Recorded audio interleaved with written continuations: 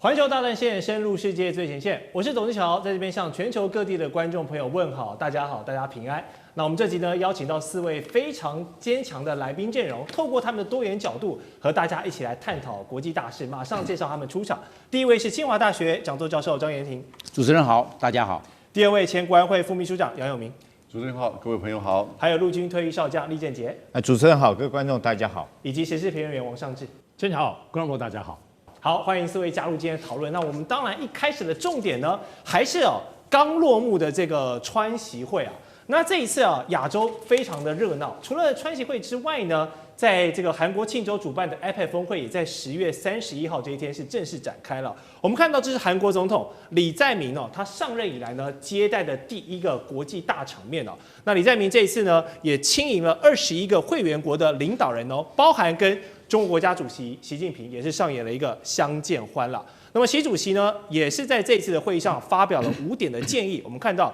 共同维护多边的贸易体制，共同营造开放型的区域经济环境等等的这些，主要都是在讲一些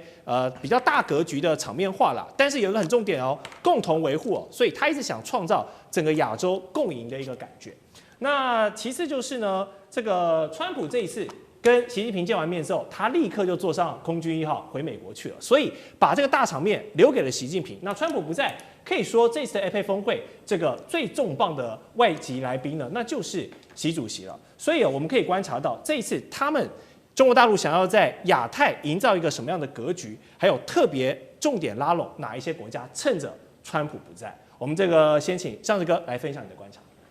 我想确实是在这个 APEC 的会议当中，一旦川普不在的时候，整个主场，尤其这又是亚太经合会在对于整个亚洲的总体的这个塑造也好，整体的愿景也好，当然还是以中国乃至于习近平的意志来确定这一点。所以他这次在 APEC 当中提到的，我刚刚剑桥介绍的这个5个重点，对，看起来其实就是大家都觉得就是这个硬邦邦的东西，可我必须得说这里头其实描述了一个最核心的东西。就是习近平试着在表达一个所谓开放的亚太经济环境。我们知道，其实现在无论在美国或各方面来讲，现在所谓的这种孤立主义蔓延在整个全世界的经济状况，以美国为首，那么包括关税等等各方面这样子的冲撞，让所有的地区或国家单单在保护自己，甚至在寻求自己的这种竞争力的本身作为对抗的资本。那这个时候，其实所谓过去长久以来对于经济开放，特别是在 APEC 对于亚洲国家，包括对中国这几10年来产生的效益，其实慢慢被遗忘了。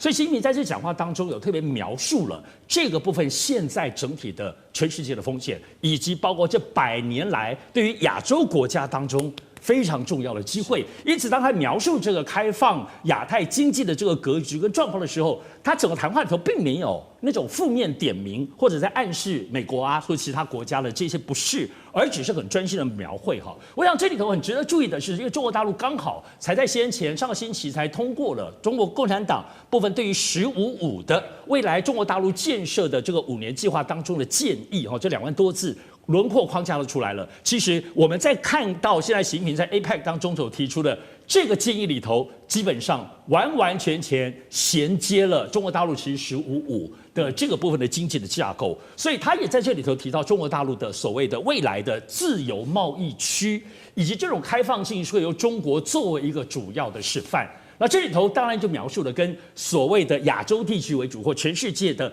自由贸易的不只是一个愿景理念。共同性，乃至中国现在刚好这个“15+5”刚宣布的东西，很具体的，包括像海南，我们所知道的，都可能会在未来整个亚太开放经济有很大的这个影响。我想这里头究竟是要一个营造一个氛围呢？究竟只是要说的一些要跟美国过往的这种孤立主义来做一个对比呢？也许在谋略上都有，但至少在场面上来讲，在这次没有川普的这个个人风格之后，正式的用一个经济思路或国家经济思路去推广、去描绘一个未来亚太各国当中相处的一个具体的愿景。我想习近平需要用这种理性来拉拢，不再是用过去美国那些这种又有高压又有棒子又有萝卜的过去传统的权力方式来拉拢。好，这个中国有句话叫做见面3分情所以借由这次 APEC 峰会，这个习近平可以在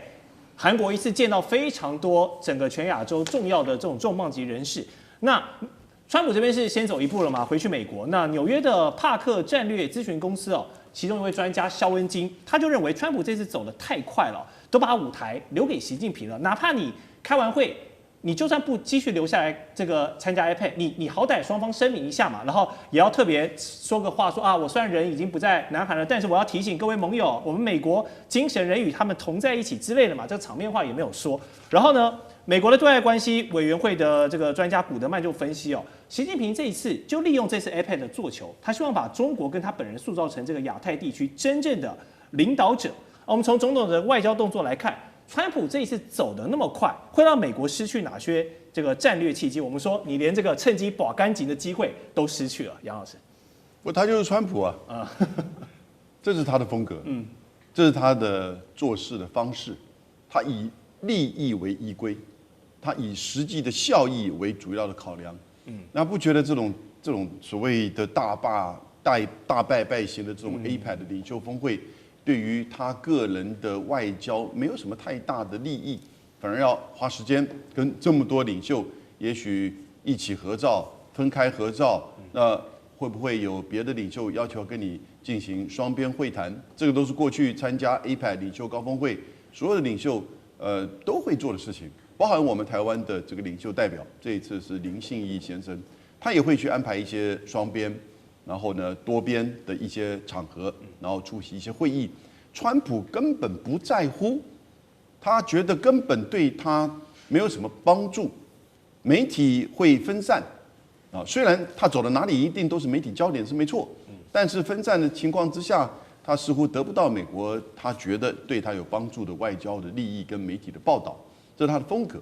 然而其实刚才尚志雄讲的也没错。那我们在学术界把它叫。在90年代的时候当 APEC 开始慢慢的受到重视的时候，有2股力量，一个叫做亚太主义，一个叫做亚洲主义。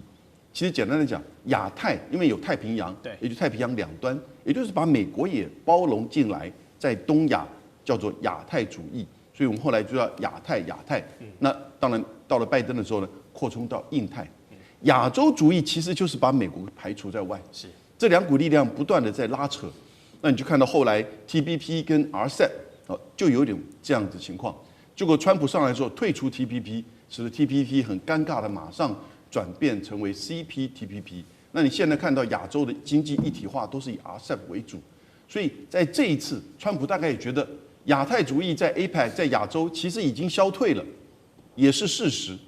因此你在这边多留下来，只不过也是一个外交的场合，媒体的报道，没有什么太大的实意。所以你说他的风格是如此，但就实际上，其实美国在亚洲的亚太主义的影响力其实是与日递减啊。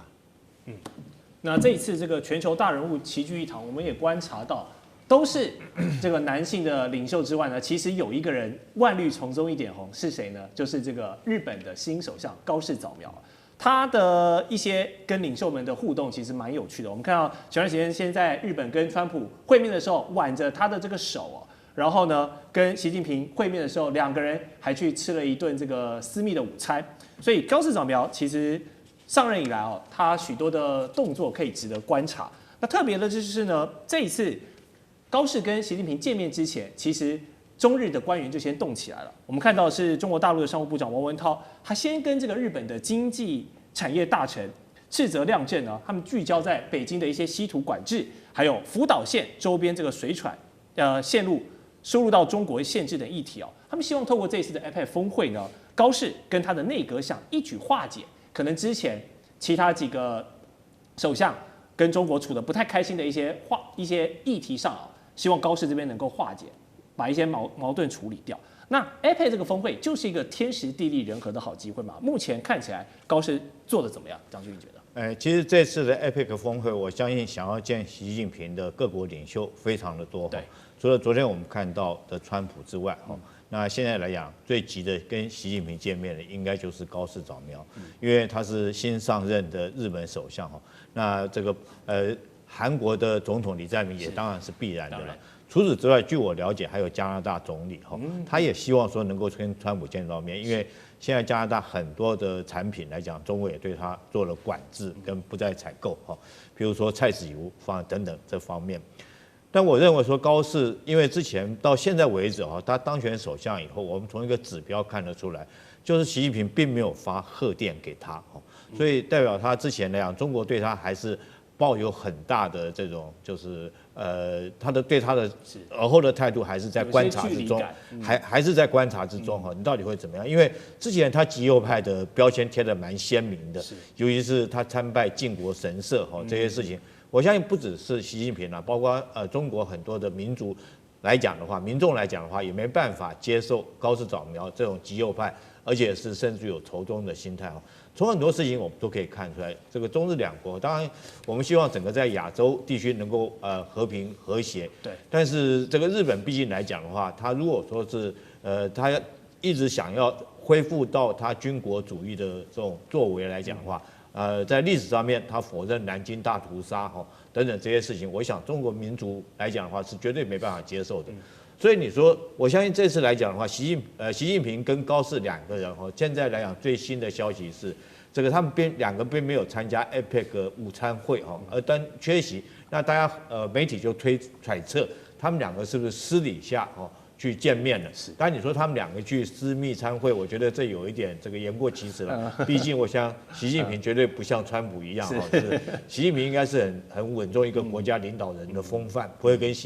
川普一样这个又搂又抱的，然后这个应该是不至于。但是我相信这种动作代表说是习近平跟高市两个一定有很多的这个议题要说，包括到整个日本要不要修改他的安保3要件要不要恢复他的军国主义，要不要这个再跟美国采购所谓攻击型的武器，还有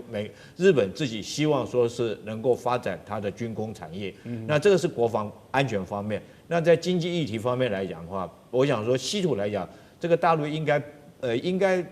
跟全世界做法都一样了，就是说这个解除这个管制1年的时间，应该会继续供给日本这个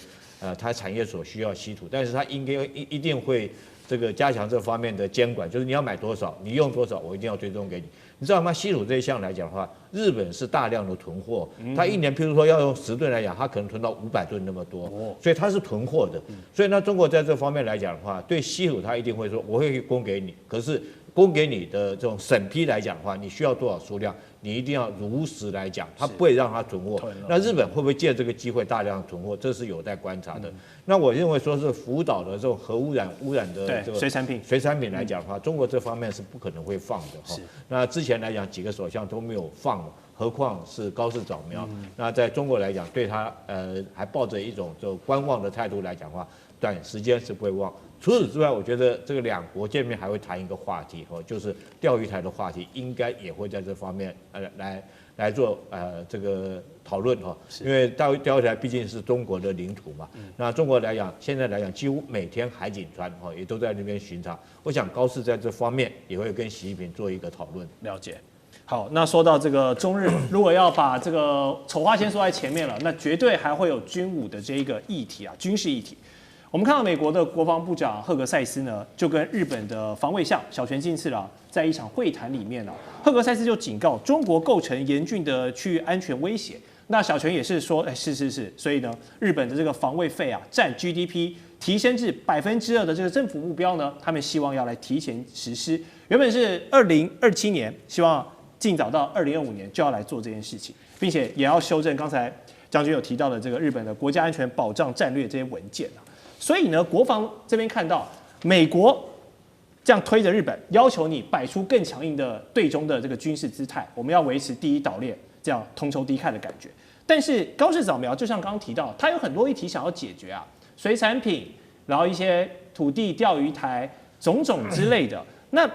现在这边他的这个防卫上又在跟赫格塞斯这样子同仇敌忾，那他的平衡外交究竟要怎么做？所以这次 APEC 的契机，张教授认为美中日的3方关系，你觉得值得留意的重点是什么？我认为这个高市早苗他有意缓和中国大陆跟日本之间的关系，因为他毕竟有多方面的考量跟压力。对，比如说尤其是经济，因为中国大陆跟日本这个双边的贸易是第2大，当然，因为日本跟美国是最大的贸易，但是现在问题是美国对日本实施关税战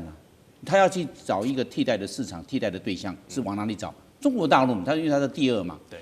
在去年2024年，日本对中国大陆出超40亿美元，他赚了，但是他对美国那个日本的这个我们讲出超啊，685亿美元，你看那么多，巨大的差别。对他现在往哪边去补？因为他现在打这个，你们知道这个关税15%啊，所以日本很多压力，日本还要买美国的稻米、美国的汽车等等这些产品。那所以日本是不是这样？那你要找替代市场、替代出口啊，中国大陆。这个时候不能中国大陆搞僵。第二个，我们来看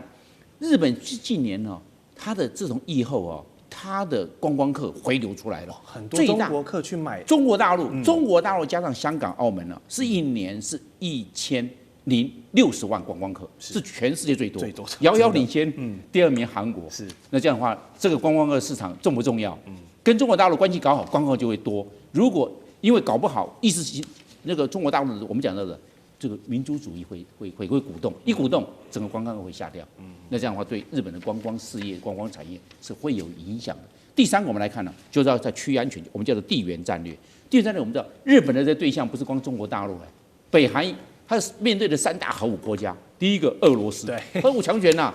那个再来北韩核武强权呐，中国大陆核武强权呐，日本什么核武都没有。你看他面对这个，不要搞那么多的怼敌人了，跟中国大陆稍微缓降，因为毕竟跟俄罗斯打过我们叫日俄战争，打过二战了，那跟韩国也不好谈，都不好弄，那就跟中国大陆习近平好谈一点，对，跟中国大陆将缓和一点，对日本来看是比较有利的。第三个，我们来看日本呢衰落40年，1985年的9月，我们叫做广场协议，日本整个的经济就泡沫，没错，一直到现在2025年。那经济泡沫到现在为止，又是变成好像第二波的广场协议，因为就是关税战的关系。那你这样子玩下去的话，对日本的整个国力来看的话，这是一个非常大的压力，经济压力。但是不要忘了，还有国防压力。为什么？美国要求日本要到达 GDP 的2%，对，就是国防预算，而且今年就要到达，变成这个日本压力大不大？大。这边有关税战，这边又有这个要国防预算要增加到GDP 的2%，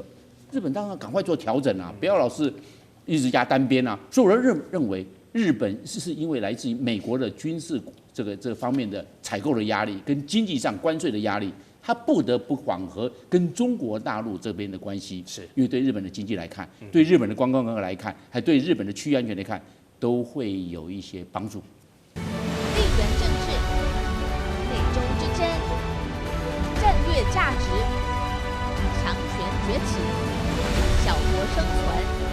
现在与未来洞悉事件走向，掌握世界脉动，全球观点尽在环球大战线。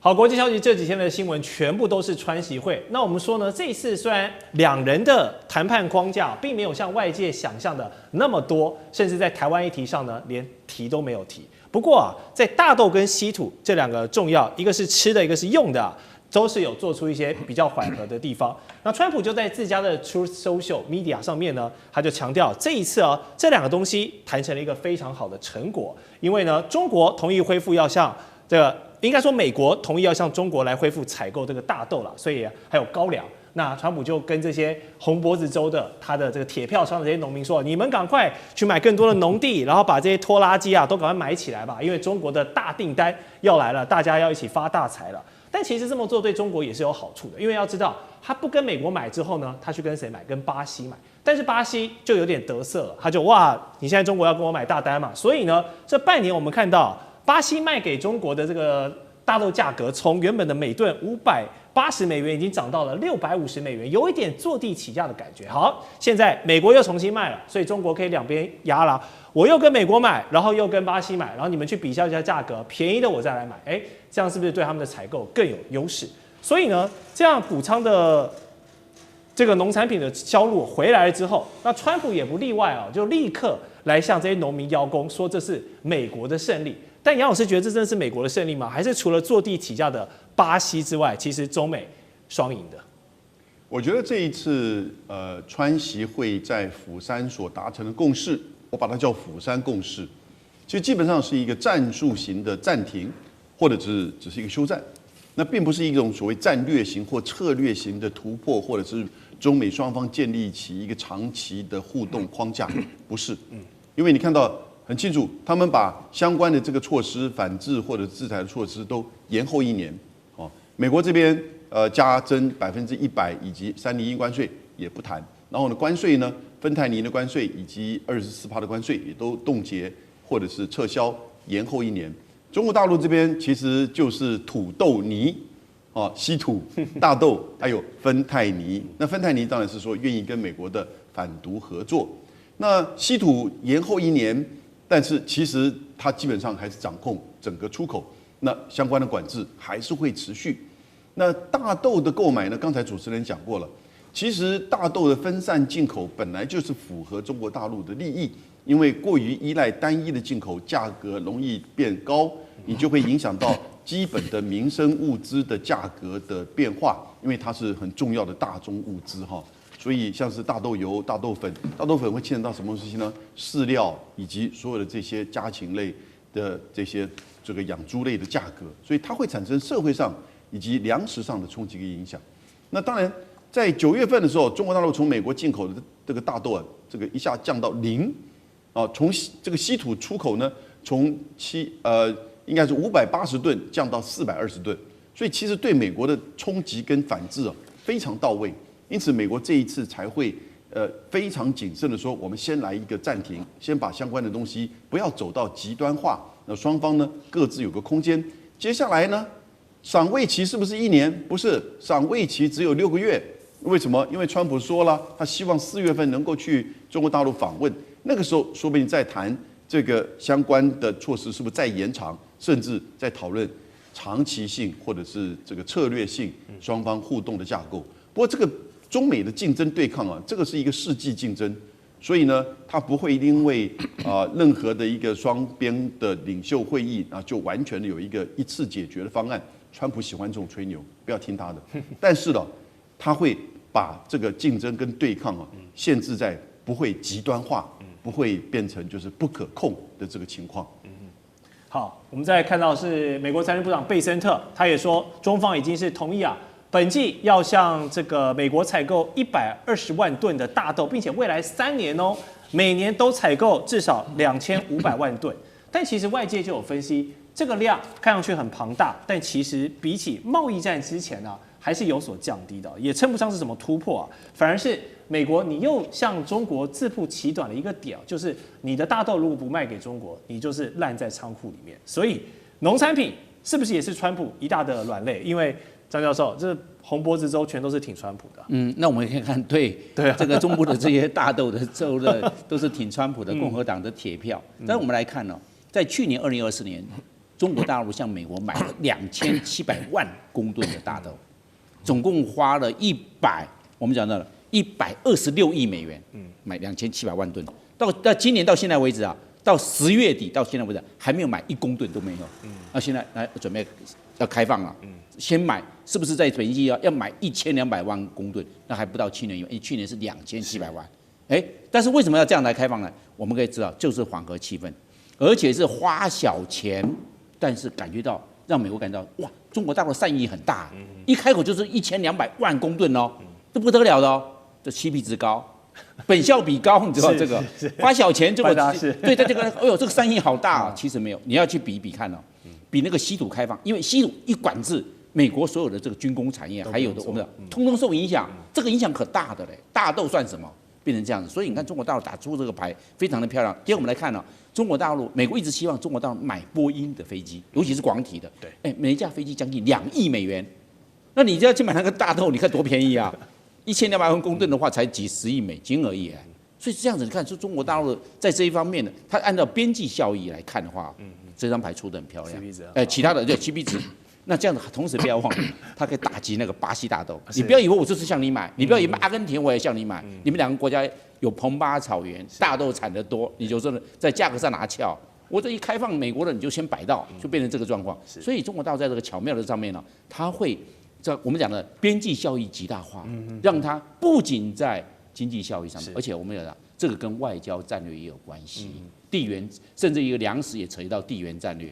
最重要，我们知道。还是不要忘了，中国大陆是美国粮食出口最大的国家，所以中国大陆这张牌非常灵活。那至于2026年怎么样，中国大陆可以继续这个牌啊。我认为这个牌是个万灵丹的，为什么？美国每一季都要去生产这些，我们不讲不光大豆，还有包括玉米，也包括小麦，还有燕麦，都是这样。所以我们来看这个方面的影响是长远的，而不是一时的。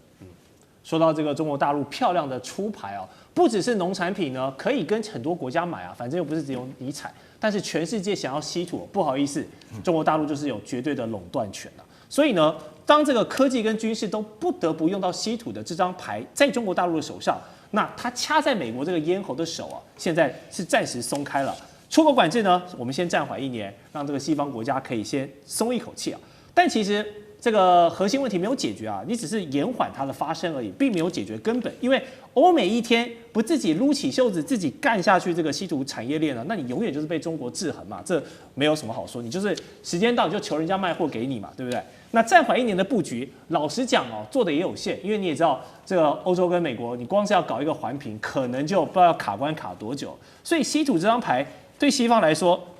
就是一个无解题吗？上次哥没有办法了。稀土其实作为都知道，中国大陆现在作为它王炸的这个最重要的这张牌，要知道它其实不是针对美国，它是针对全世界。而且过去从稀土的部分的处理方式，从先前管制、报备，包括出口许可，到现在所谓这个长臂管辖，到这个0.1，我们提到的，无论是技术或者是它的矿源，它都能够管辖。你说现在在中美这个部分，好吧，说现在休战1年，休战什么意思？就说这个报备和管制的，包括海关的这些登记，中文这个登记表不用了吗？应该还是会用的，只是说可能对美国方面的需求就不会刻意的来前置。但不要忘了，现在稀土这件事情，中国还拿这个牌来对付干嘛？对付欧盟对付安氏半导体的这个荷兰，这个还是强烈的在对抗欧洲，并没有对欧洲的部分，特别安氏半导体现在引起的中欧之间的贸易冲突，这个稀土牌目前可是没有任何的松动。所以我觉得大家要了解到，现在所谓这个休战1年，如果刚刚前面杨老师讲的，坦白讲，就中美2个大国当中，以美国现在包括川普个人跟他幕僚周边的部分，大家随时说实在的，说起冲突就起冲突。又来，网络上我已经看到大家已经在下注，说这个休战1年什么时候被打破？我看到最快的是说11月就被打破。11月就破了。其实在网络上可能感恩节都还没有到就破了。所以这里还有耶诞礼物又来了哈。但我想说，而且大家要特别注意哈，一定要注意中国大陆在稀土这件事情可不是眼前。我想大家有印象的都是好像2024年大概4月份开始对于这个中稀土管制，然后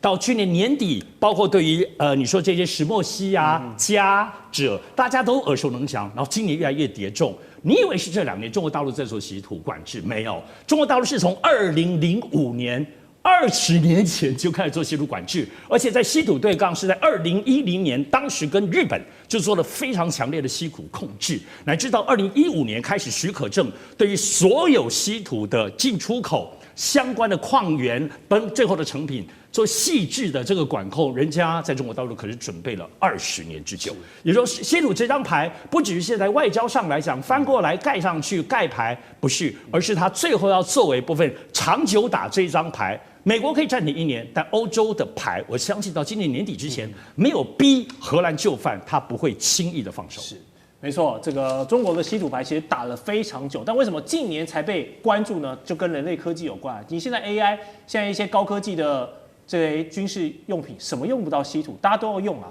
所以欧美这些大聪明，他们难道不知道吗？难道不能提前布局吗？我相信他们一定都想过的，但是迟迟找不到一个突破点的原因是什么？将军，你觉得？昨天川普跟习近平的见面，大概一般的这个舆论，媒体上面的报道都认为说是川普输了，习近平赢了。那整个过程之中，从这个中美贸易战，我们可以感觉到，好像这个川普在那边上蹿下跳的，在那边作怪作乱，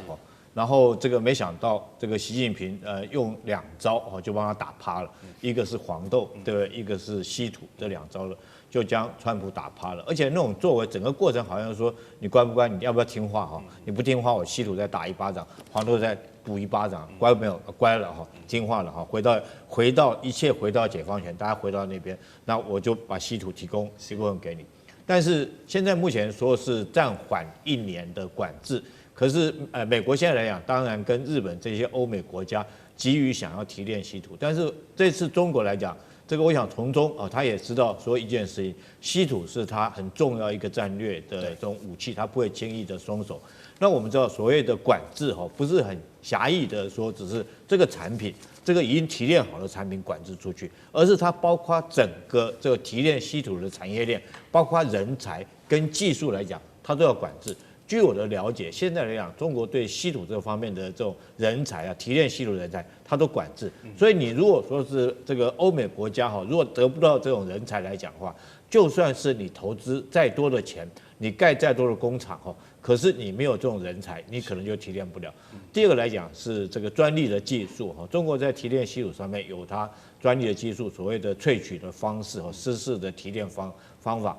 那这种是成本又低然后可能成本低，然后这个可以萃取出来的量也比较大，可以供整个工业上面使用。当然，如果说是以美国他们国家如果绕过这个技术，用别的方法提炼来讲的话，它不见得不能提炼出来。但是问题是说，你提炼的量够不够？第二个，你的成本会不会过高所以我们看到川普这个之前跟这个欧洲的国家，他们有一定的一个价格下限的策略，就是说你将来以后你要买稀土，你最低要用多少钱才能够买？那很明显的就是他们知道自己的成本过高那中国来讲，它可以用较低的成本价格提炼出来，所以我觉得短期间之内，欧美国家想要这个成功这个稀土提炼的技术，我觉得还是很难了，可能10到20年还都做不到。地缘政治、美中之争、战略价值、强权崛起、小国生存，现在与未来洞悉事件走向，掌握世界脉动，全球观点尽在环球大战线。回到环球大战现场，我们继续跟4位专家呢来探讨美国内政现在是着火了吗？我们都知道自从第2任期以来呢，川普总统不管是外交，不管是内政他都做出了许多大动作。那被这个投资人津津乐道的就是呢，他好像化身了川投顾一样很喜欢在这个社群平台上高谈阔论，然后带这个投资市场的风向，然后也让他周围的家人亲信一起是赚的这个盆满钵满的。那虽然美股我们都知道今年的表现真的是很强势，但就是受惠于整个 AI 这个科技的革命嘛。但你说美国的民间经济真的好吗？我们要打一个问号。这个不是我在这边乱酸因为有专家谁呢？这个诺贝尔2008年的经济学奖得主克鲁曼，他就是看不惯川普很多的政策，他觉得太违反这个科学性了包括他点出了3大宗罪就是像是生产者还有消费者的物价指数上涨经济的不确定性还有一个很伤的一点就是他这样子朝令夕改，然后呢这样就是有点乱无章法的很多政策都让美国的全球公信力荡然无存了。过去作为这个全世界的老大哥，你现在没有公信力，你就很难带小弟了，好不好？那怎么解读这个经济大佬的言论？是说中了吗？还是作为经济学的这个专家来说，其实川普真的是在经济学上面不合格的？虽然股票被炒得很漂亮，我们来上志哥。我想，其实在美国或全世界都知道呢，这克鲁曼他应该就是川普的最主要的黑粉，对，真的是黑粉。当然也可以理解啦，他作为诺贝尔经济奖得主，主要当时他提出的就是非常重要的所谓的这个新经济地理学的框架。简单讲就是说，国际贸易跟经济地理之间的这个部分的关系所产生的自由贸易。所以也就是说，克鲁曼他基本上这个人的经济思想，在于整个对于无论全球化或自由贸易，或者是跨国性的这种贸易的，不要说合作，在这里头竞争合作里头，它是抱持这种开放的这种肯定啊，所以正面肯定。所以现在面对于川普这种，包括在经济贸易当中的这种孤立主义也好，所以我们可以看到，他现在在长久以来，在川普上一任跟尤其这一任在关税战之后重炮的这样子的批评哈，基本上是把所有川普当中对于这种自由贸易的这个核心的部分所产生的冲击，它是在所有各方面产生批评啊。所以这个部分的点评，再加上他的这个经济学得主的这个部分的身份，对，所以确实形成强烈对比。但我要提醒大家哦，虽然克鲁曼批评骂川普，但过去长久以来他骂最多的其实是中国。所以过去对于中国所谓共产党或共产治理的这个部分，跟我们刚刚描述的这个新经济理论框架是有很大的违背。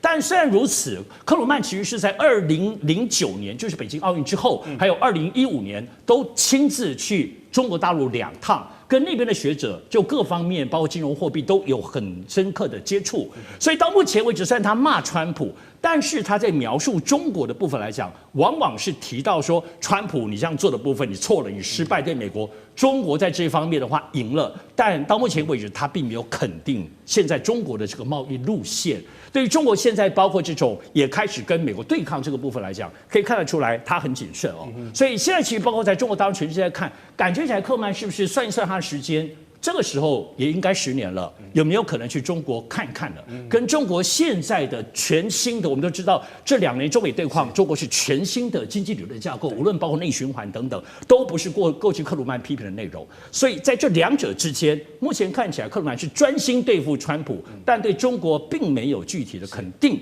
而在中美对抗上，他当然还是站在美国这一方，所以这里头所产生的影响，依然还是在美国跟全球的舆论跟经济学的这方面探讨当中，成为川普的一个肉中刺、眼中钉。眼中刺。对，也希望这个克鲁曼这位学者有机会可以去中国看一看，更新一下他这个经济理论。当然，我相信这位这个知名的川黑的批评啊，川普应该不会有什么感觉了，但是被共和党人自己的同志给背刺呢，那应该是比较痛。什么一件事情啊？这一次的川习会只谈了100分钟嘛，然后呢结束之后，川普就立刻上了空军1号，就回到美国去了。他说要回去白宫参加这个古灵精怪的 Halloween 万圣节派对，帮小朋友发糖果，展现这个慈祥的一面啊。但其实可能是要处理一些国内的麻烦事，因为呢，他那一套对全球发难的大关税野心不好意思，被美国的参议院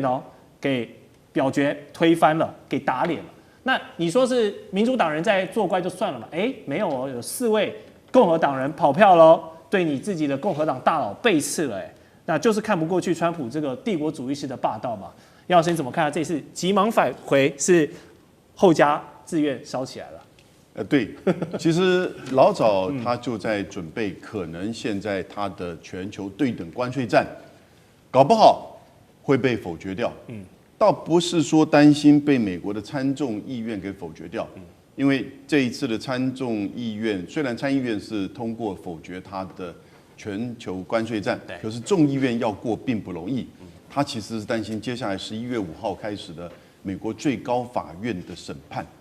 我们先讲在参众议院这边参众议院其实都是现在共和党占多数，共和党在参议院里面是53席比45席，这次跑票4席，有2票去投到这个民主党里面去，所以变成51比47，因此他通过了。可是呢，到了众议院，众议院现在共和党跟民主党是219跟214，看起来差5席但是事实上他就要更严格的去掌控。那因此呢，要众议院也同时通过这个法案之后呢，他人可能会去协商，但基本上这个法案并不容易在2个院同时都通过。可是它会对最高法院的接下来的审判会产生影响，因为这个讯息会让法官，当然看报纸也知道嘛，对不对？那因为最高法院现在美国的贸易法院跟上诉法院都认为川普的关税战违反宪法。美国的宪法第1条第8项就说，关税是国会的专属权利，你不可以通过一个这么全面性的关税，然后不经过国会的法案。那你只可以通过那个像232，比如说铜啊、铁啊，你个别的增加针对性的，比如说20%、25%，最高到50%。那可是呢，现在最高法院要审判，最高法院共和党提名的6比3席，照道理应该好像是容易过，可是你不要忘记共和党提名的大法官通常比较更加支持自由贸易。那现在呢，就碰到了一个很大的这个困难。所以川普其实都做准备了，这一阵子他把那个 WTO 所欠的这个会费都偷偷的把它都缴了，然后呢，把有一些这个商品呢，美国没有生产的都把它降了关税，其实也在因应。如果真的大法官通过部分违宪的话，他也会把一些产品转到232这边来。但不管怎么样，这会对川普的关税政策是一个非常大的一个反扑，一个美国来自于司法或者是国会之间的一个反扑。好，除了要处理这个国会方面的考验其实美国的国债近几年呢，也是表现公信力一直在下滑啦，因为不断的借新还旧，然后这个债逐高台嘛，也大大削弱了过去被这个金融教科书定义为无风险资产的一个口碑信任。那同时又助长了像黄金啊、加密货币这些东西的升高需求。大家都知道，光是2025年金价跟比特币就涨了多少去了。那川普家族也是靠着一人得道鸡犬升天大家跟着他一起这个投资加密货币，都不知道赚了多少钱了。我们说这种超越了内线简直是自己划线，我喊涨就涨，我要跌就跌的离谱事情，就没有人可以管它吗？所谓这个川普币啊，我们叫做民营币嘛，他发行了10亿枚，但是他自己流通了8亿枚，2亿枚出去，结果这个川普这个一操作之后呢，总共整个的市值提升到270亿美元，你就知道多高去了。为什么大家这个比较迷信类似比特币啊、民营币啊？因为这个是一个储存资产，类似这个黄金一样。但是问题它是空的啊！你看看这些衍生性的商品这些民营币上涨，黄金也上，两个双上涨。但是不要忘了，黄金它有实体，对，我这是黄金啊。现在黄金上涨了，已经到每盎司4138块美元每1盎司。对，那现在那大家看那么贵，那我就来炒民营币。变成这个状况，那民营币为什么这么可以炒？我认为它有3大优势。第一个，今天川普他是总统啊，他可以政策面来制定。我来搞一个这个衍生性的商品，类似比特币，我搞个民营币，他是总统嘛？对啊，那就他自己他成立了2家公司搞这个东西，搞这个民营。他儿子也搞这个。对，变成这个样子。讲到第二个呢，消息面，你要知道川普这个东西他消息面一放出去，哎呦，跟这个谈判过关了，又跟这个加拿大也好，日本也好，澳大利亚也好，欧洲的这些国家，谈到好像消息不错这个民营币就上涨了。你看消息面是由他来控制的，一下不行的时候，所以股市也是一样，他就问你们都赚到了钱了吧？对，这就是我们讲的，他有消息面、政策面的优势在他，消息面的优势在他。第3个不要忘了，操纵面，谁可以操纵？川普可以操纵啊。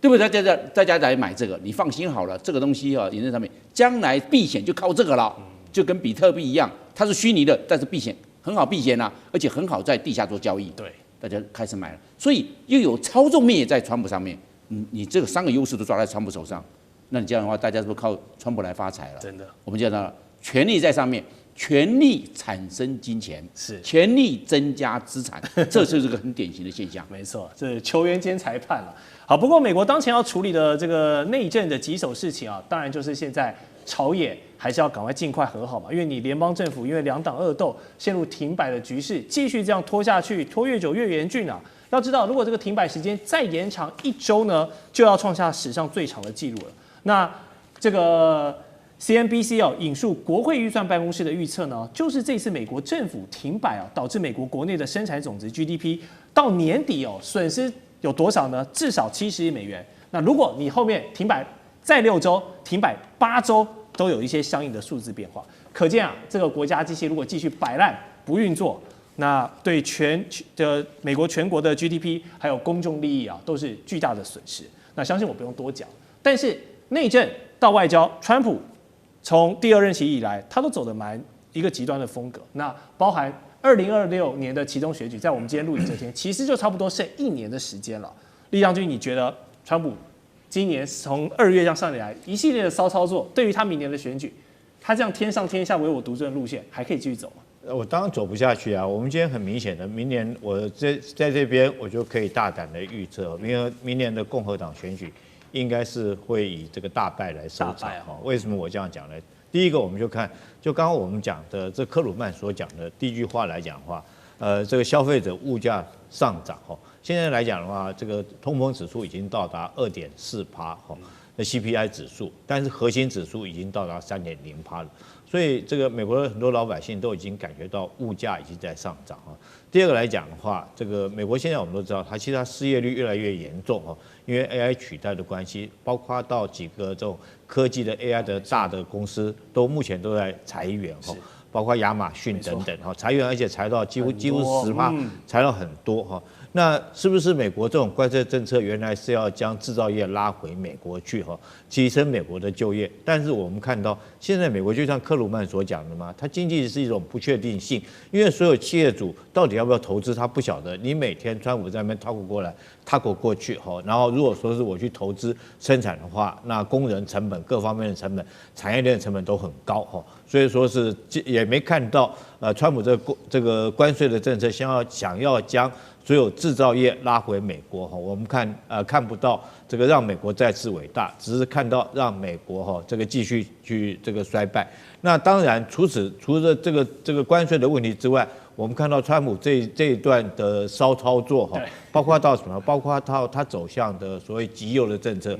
甚至于很夸张离谱的，将共和党州的国民兵派去镇压民主党州的这种所谓的移民或者是说这个游民，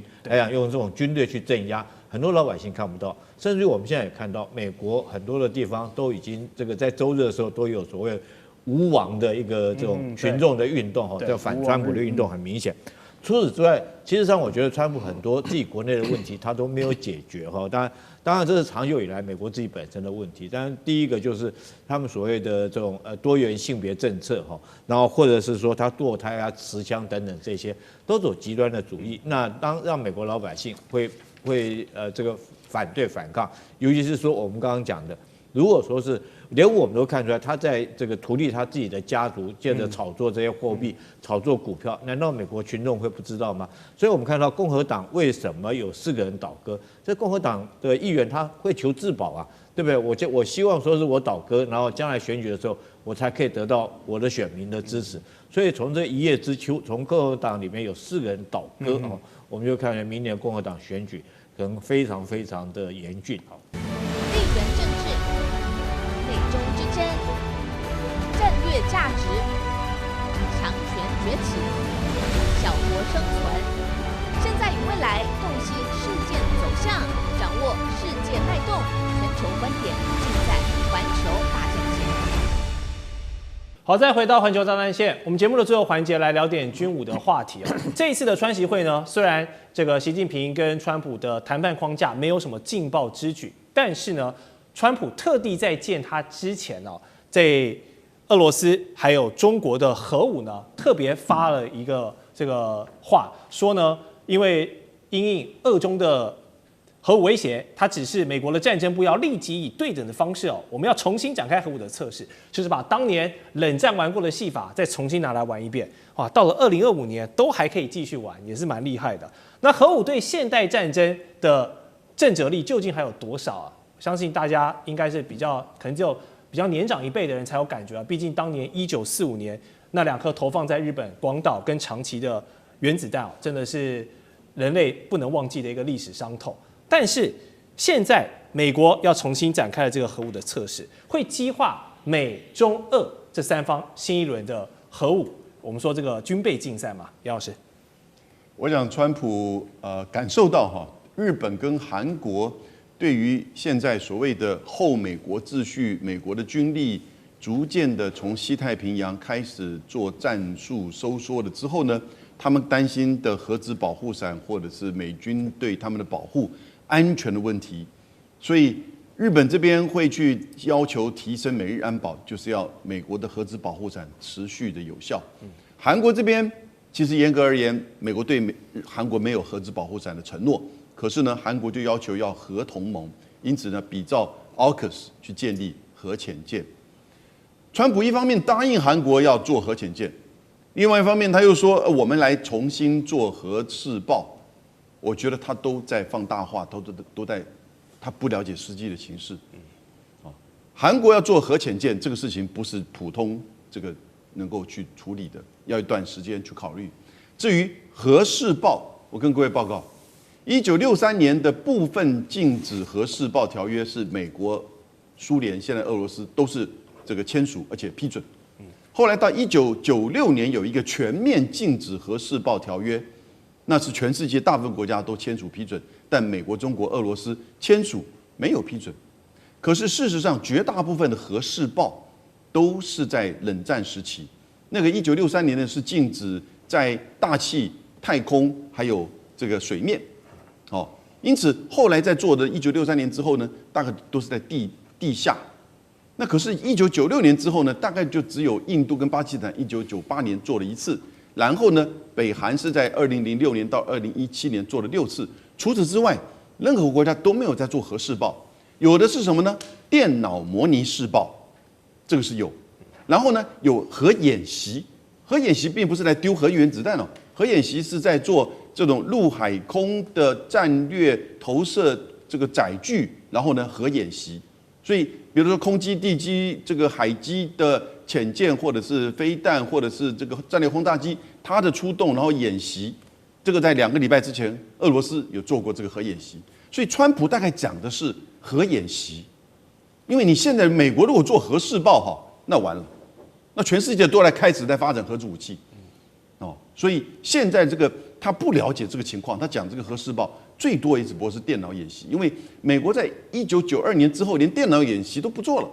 因为这个已经是相当成熟的核子弹头，美国大概有5000颗，俄罗斯大概5500颗，是中国大陆大概是600到1000颗。可是呢，这边就显现出什么？在现在的这种中美的这种相互竞争对抗的过程当中啊，其实后美国秩序就显现出安全的问题。核武的问题又浮现，变成大国对抗的一个主轴，所以中美俄3方的这种核武核主逻辑又浮到台面上来。美国是希望加强在这方面的展现跟它的能力，这是川普在讲的。但我们从台湾看到什么问题呢？当中美2国以核武核主为主轴的这种大国对抗的时候呢，其实就有一个很重要的一个主轴是什么东西呢？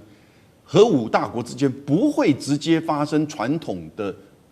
这种战争，因为它可能会提高情势。所以你看俄乌战争，美国、北约都没有介入一兵一卒，这也就是这个核武对抗的这个逻辑。俄罗斯不断的在做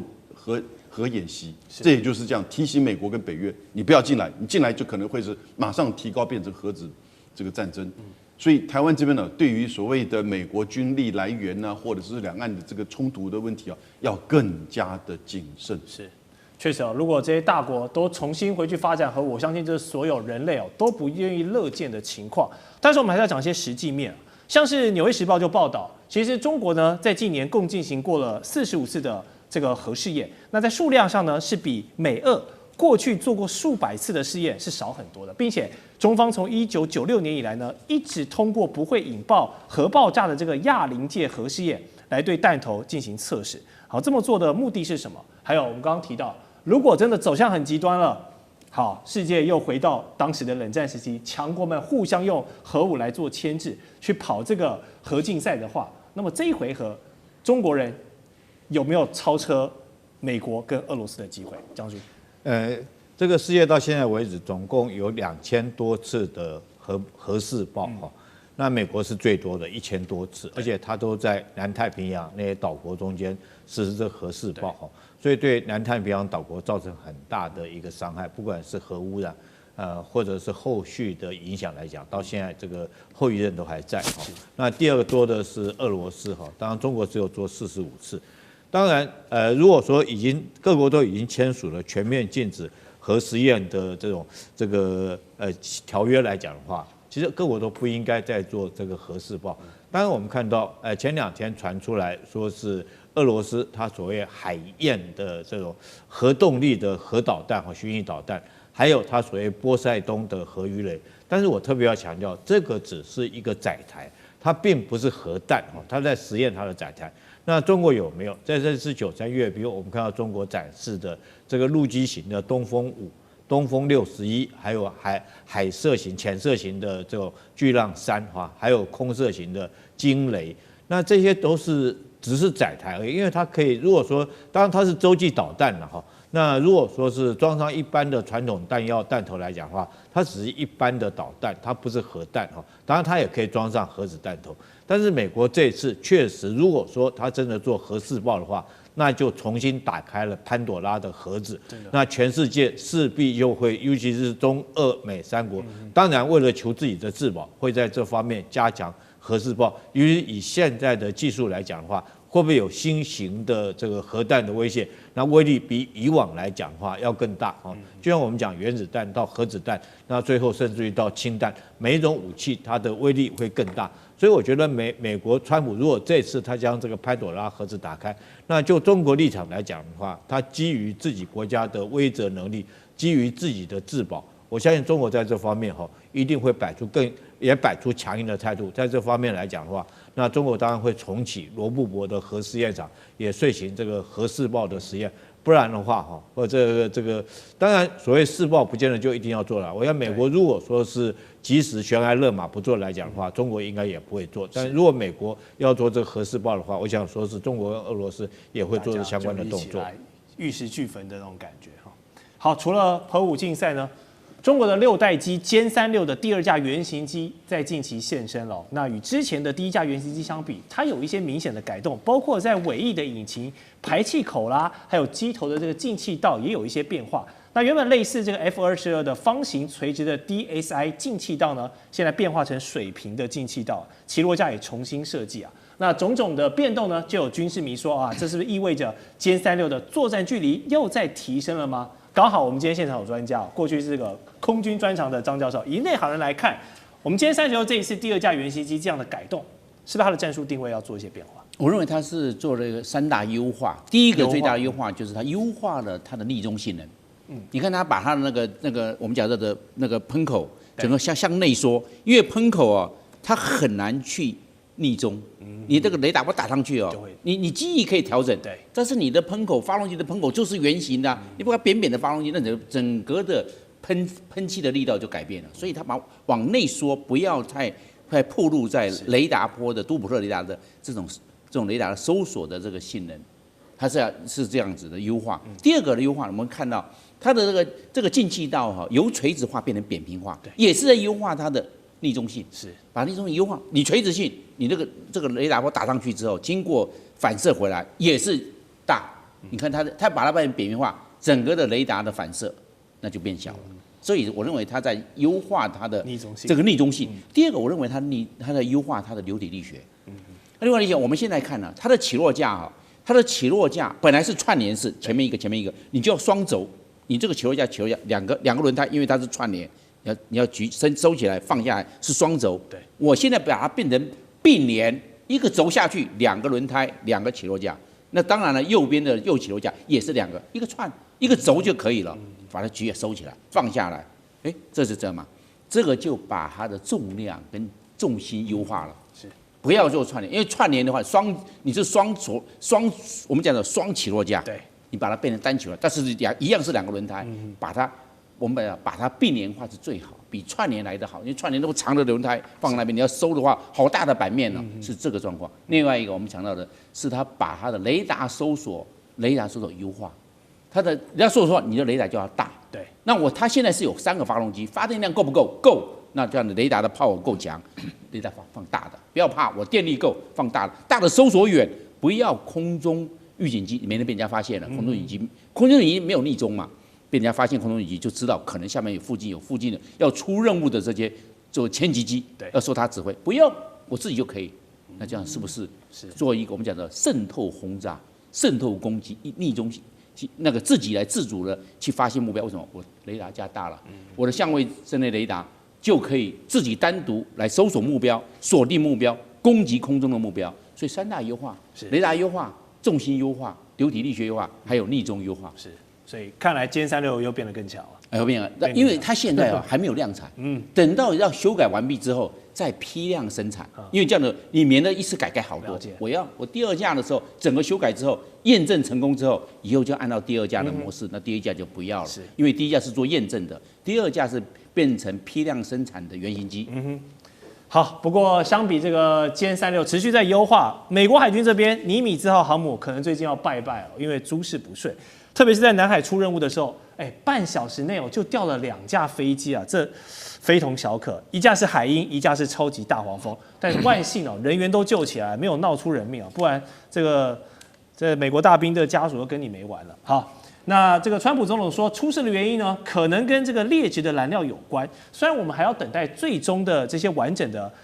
调查报告跟检讨出来，才有一个比较公断的判断。但从侧面观察，你这个劣质燃油就是整个供应链、军工补给的供应链可能出了问题啦，是不是？尼米兹上面的官兵螺丝都松掉了，像这个。哇，这个尼米兹号的这个出包，为什么不是这个五角大厦？它直接川普来说，可能是燃料问题，也不能小看哈，因为这确实还是匪夷所思。在30分钟、半个小时内连续2个，而且是不同的军机坠毁。